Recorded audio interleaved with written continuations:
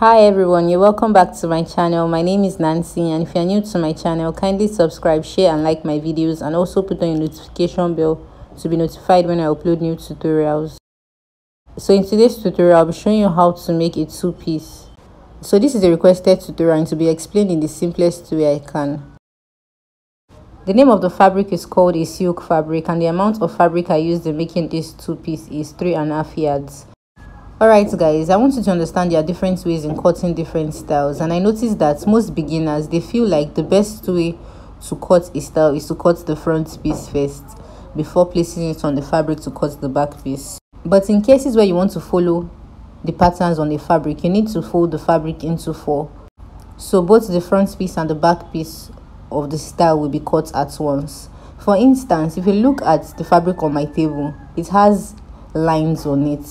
And if I fold this fabric in such a way that it's actually different from how it is placed on the table, it simply means that these lines are going to be horizontal. But the beauty of any strap outfit is when the lines is vertical. And also, when making a two-piece, it is advisable to cut the pants first before cutting the top. The reason is because the pants takes the largest part of the fabric. So whatever you have left, use it to make the top. In cases whereby you, after making the pants and the leftover fabric is not enough to make the top, it simply means that you can easily change the style of the top. So let's get started. This is the essential measurements I'll be using for these pants. We have the waist circumference, the hip circumference, the crotch depth, which is 11 inches, the thigh circumference, and the length of the pants, which is 41 inches. And the difference between this tutorial and the previous tutorial I did on a pant is that the waist of the front piece of this pants I'm about to make and the back piece of this pants is equal, compared to the normal pants that we usually do that maybe the back is always higher than the front. And the only way that this will work is when you add about 1 inch to the actual crotch depth measurement. My actual crotch depth measurement is 10 inches. I added 1 inch to that, making it 11 inches. That is why I used 11 inches on that paper.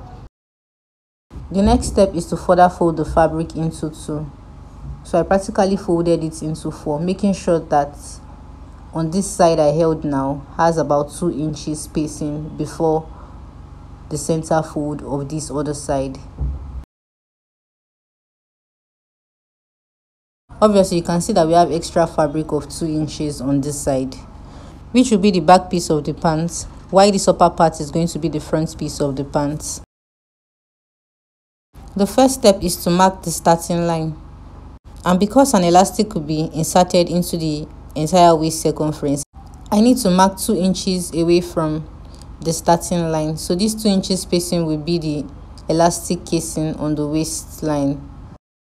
And once the elastic casing is folded, it means we have to omit the first starting line. Now we'll have to work with this second line, and this second line is going to be the exact waistline that we need. So all measurements will be started from that line. The next step is to mark the hip line, which is 8.5 inches.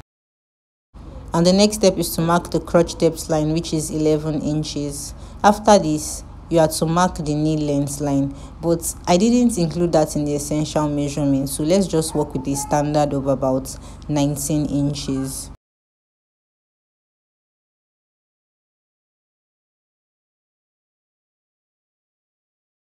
Now the next step is to mark the full length of the pants. The full length of the pants is 41 inches. I'll mark 41 inches, then I'll add 2 inches sewing allowance to the hem to make it 43 inches altogether. So this is the waistline, the hip line, the crotch depth line, the knee line, and the full length of the pants.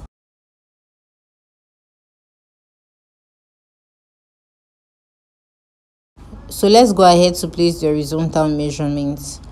But please take note that whenever you are using an elastic for the entire waist circumference, it simply means that you don't need the waist circumference at all. What you need is the hip circumference. So the hip circumference has to be placed directly on the waistline.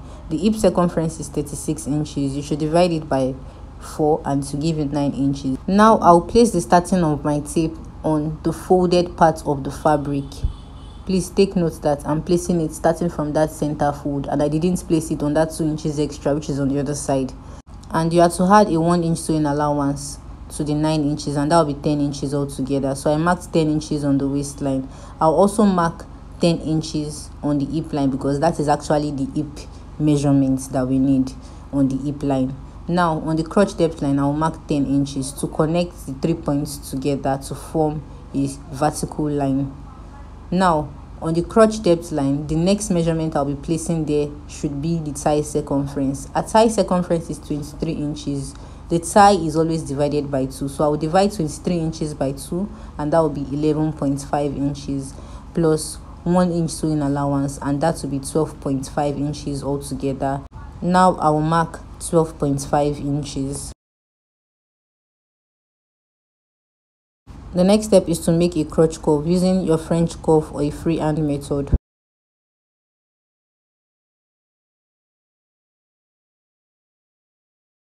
So the next step is to get the wideness of the knee circumference. The best way to do this is just to place the thigh circumference measurements on the knee line without adding any sewing allowance to the side.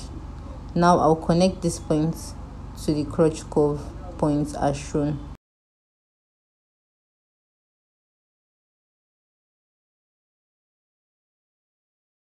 So let me make this clear. On the crotch depth line, I placed the thigh circumference divided by 2 plus 1 inches. And on the knee line, I placed the thigh circumference divided by 2 without adding any allowance to that. Now to get the wideness of the hem, you divide the thigh circumference by 2. The thigh circumference is 23 inches.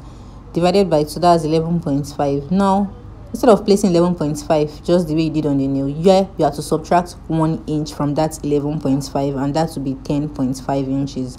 Then you can connect the points together.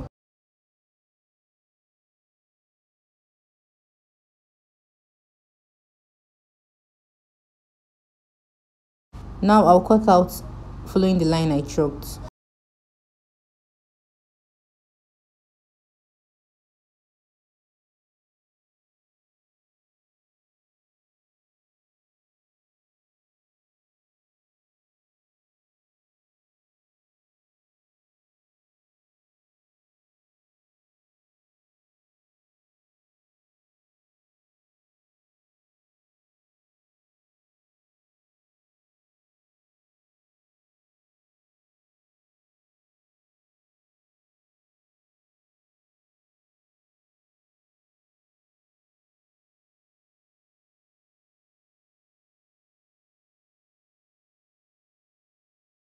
Obviously, the back piece is separated into 2, but because this fabric was folded into 4, we need to slit this center fold of the front piece open as shown.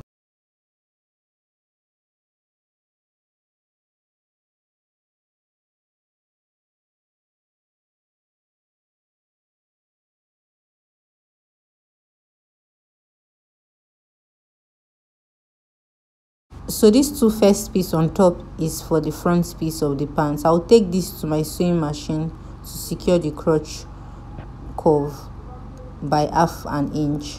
I'll also take this back piece to the sewing machine to secure the crotch curve by half an inch.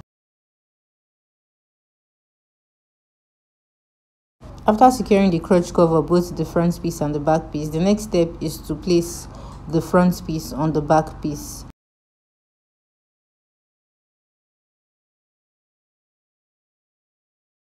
So let me use this opportunity to explain something here. I noticed that most of the comment I received in my pants tutorial is that the front piece of my pants is smaller than the back piece of my pants. What do I do?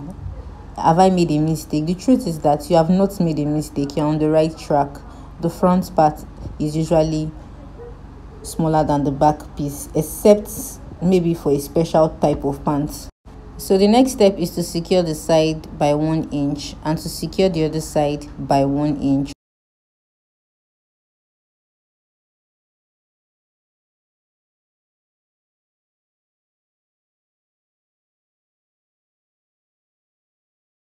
So I've secured both sides of the pants.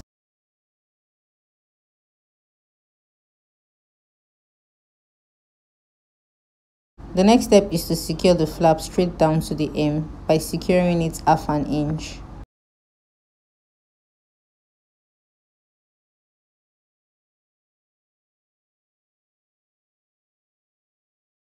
The next step is to turn the pants to the right side of the fabric. For the elastic casing, you should fold the top of the waistline in by 2 inches, since it was 2 inches you used for the elastic casing initially. Now, after folding it by 2 inches, you need to fold the edge in by half an inch so that you can secure it all through. After sewing the edges, the elastic casing will be 1.5 inches wide for a 1-inch elastic to be inserted into it without stressing. Alright, so after I secure this elastic band, I'm going to leave a half-inch spacing, in which I'll be using a safety pin to pass the elastic into it. Recall that when we did the markings for these pants, we didn't use the waist circumference at all. And this is where the waist circumference will be essential.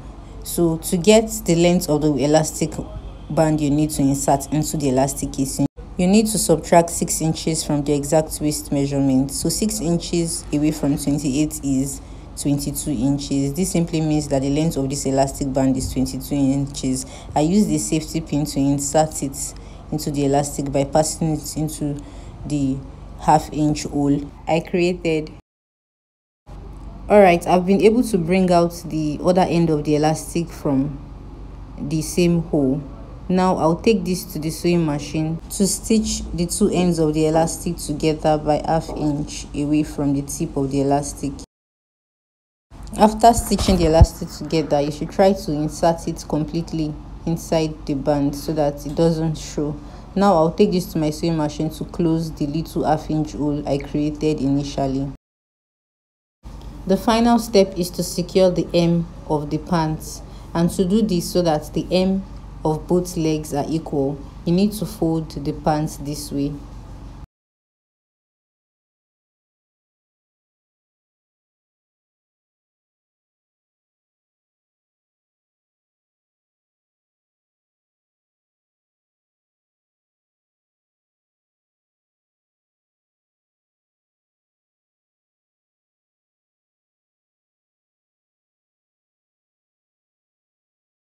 The next step is to fold the hem in by 2 inches to use a pressing iron to make the fabric stay flat. And after pressing, the iron will give you a line in guiding you on how to sew the hem.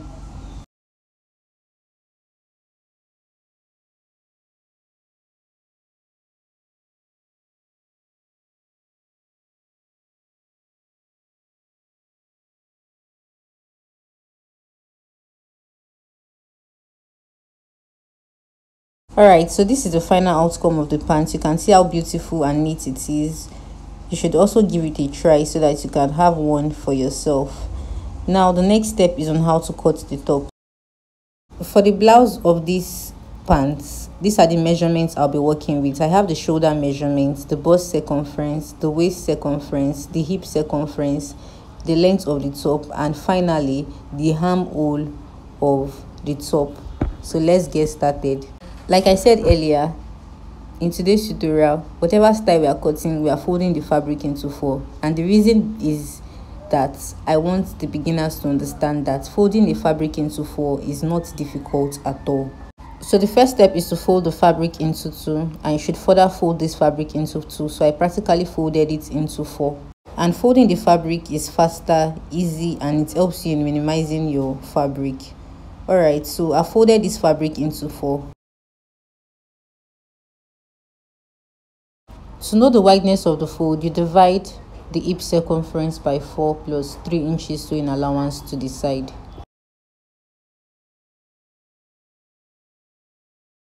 The next step is to mark the starting line. The next line is the armhole line, which is 16 inches divided by 2, 8 inches.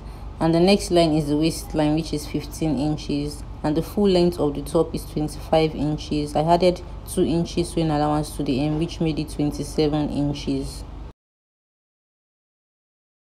So this is the shoulder line, the bust line, the waistline, and the full length of the top. The next step is to mark the neck measurements. The neck width I'll be working with is 3.5 inches, and the neck depth for the front piece is 4 inches. Now I'll connect the neck width to the neck depth using a curved neckline. Now after this, we need to mark the neck depth for the back piece. The neck depth for the back piece is 1 inch. I'll connect it to the neck width as shown.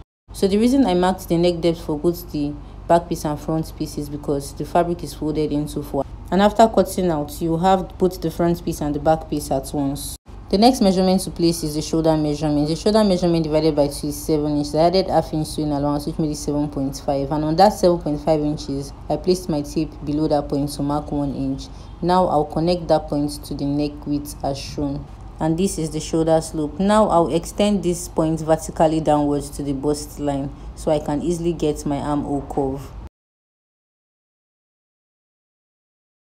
To get the armhole curve, you place your tape on this vertical line to mark the midpoint, then you connect it to the bust line as shown using a freehand method or a French curve. Alright, on the bust line, I'll place the bust circumference divided by 4, and after that I'm going to place a 2.5 inches sewing allowance to the side. Now on the waistline, I'll place the waist circumference divided by 4, after which I'm also going to mark 2.5 inches by the side to connect the waist point to the bust point as shown. Now on the M line, I'll place the hip circumference divided by 4 plus 2.5 inches to the side to connect that point to the waistline. So let's make the M of the top have a nice shape by marking 2 inches vertically above the M line as shown. Then you mark about 5 inches horizontally on the M line itself as shown to connect the 2 points together. Before cutting out, you need to mark half inch sewing allowance above the shoulder slope, so you use it in joining the shoulder slope of both the front piece and the back piece together. Now before cutting, I'll start by cutting out the neckline for the back piece first.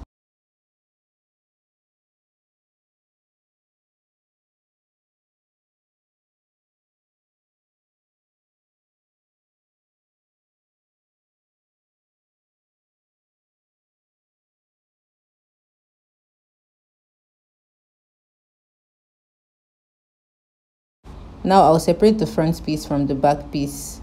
Since we didn't use a zipper for this blouse, this simply means that you have to make sure that when wearing this blouse, it doesn't stress you at all. Maybe trying to pass it through your head or trying to wear it properly. So the best approach to this is to place the tape on the center fold of the back piece to mark 5 inches. Then you use your scissors to make a slit. So with this slit now, you can comfortably wear your dress or your top without any stress.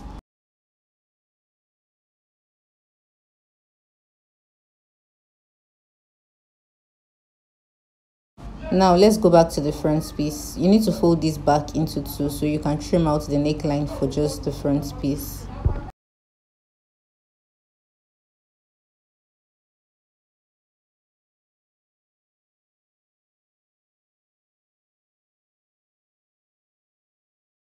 Before attaching the front piece of the top to the back piece of the top, you need to work on the center slit you made on the back piece. So to work on this, you need to cut a facing. Now I folded the back piece into 2. I'm also going to fold a little piece into 2. Then I'm going to place the back piece directly on the folded piece. To trim out a little shape from the neckline, to open the slit to the same length with the back piece.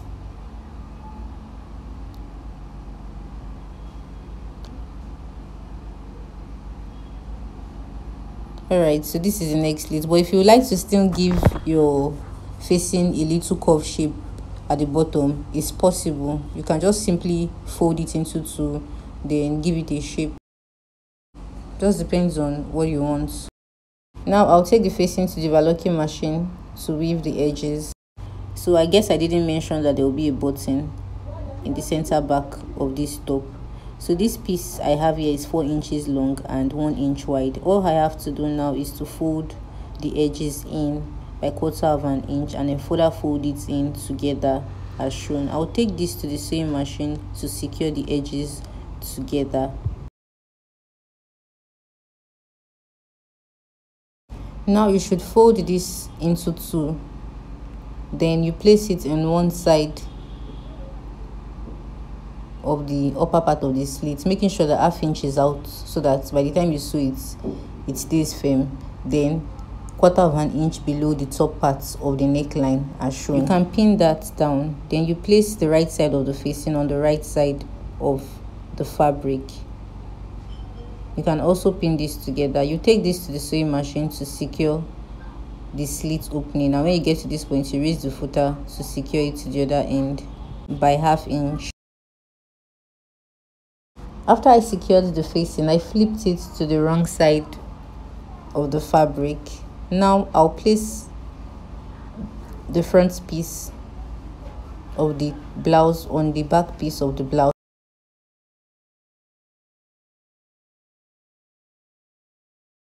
to secure the shoulders by 1/2 inch. After securing the shoulders, the next step is to secure the sides by 1 inch.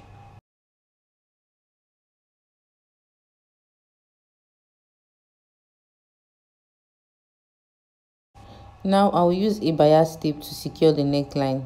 So I'm going to place the bias tape by folding the tip of the bias tape in by 1/2 inch, then placing it directly on the right side of the neckline to secure it all through.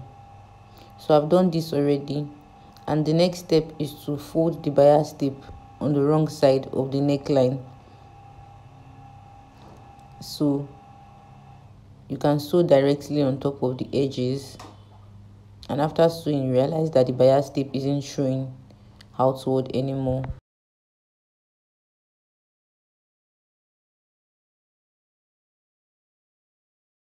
So the next step is to make the sleeve, in which it will be attached to the armhole of this top. And before going further to the sleeve, you need to take the armhole circumference. The armhole circumference here is 8 inches. If you multiply it by 2, that's 16 inches altogether. Now for the sleeve, I'll fold the fabric into 2, and I'll further fold the fabric into 2. So I practically folded the fabric into 4, so that after cutting, I'll be having 2 sleeves. The next step is to mark the starting line. After the starting line, the next line I'll be marking is the cap sleeve line, which is 4 inches. And the full length of the sleeve is 9 inches. So I'll be adding 2 inches sewing allowance to that to make it 11 inches.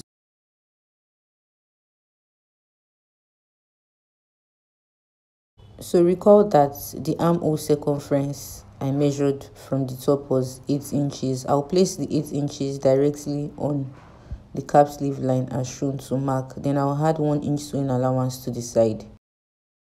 The next step is to connect this 1 inch extra sewing allowance I marked to this tip as shown, so that it gives you a slant line. Now I'm going to place my tape on the slant line to get the midpoints of this line. Now I'll connect the top of the sleeve to the midpoints, and I'll connect the midpoints to the lower parts of the cap sleeve as shown. After this, the next step is to mark the round sleeve measurements. The round sleeve is 10 inches. You divide by 2, that's 5 inches. So I'll mark 5 inches, and I'm going to add 1 inch sewing allowance to that to make it 6 inches altogether.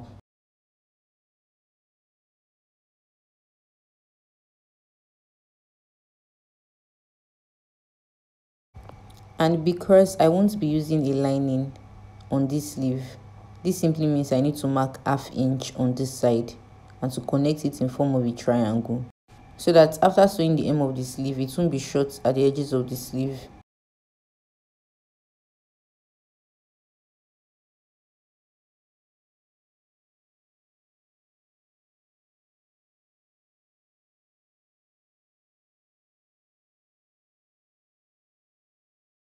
The next step is to secure the hem of the sleeve by folding the hem in 1.5 inches. Then you further fold the edges in by 1/2 inch to secure the edges. I'll repeat the same sewing process for the second sleeve. After securing the hem, the next step is to fold the sleeve into 2 to secure the side of the sleeve by 1 inch.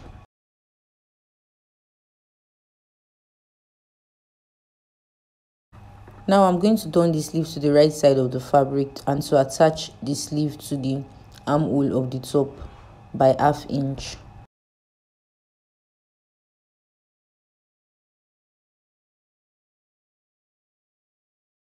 The next step is to secure the hem of the top by folding it in by 1/2 inch and further folding it in by 1/2 inch.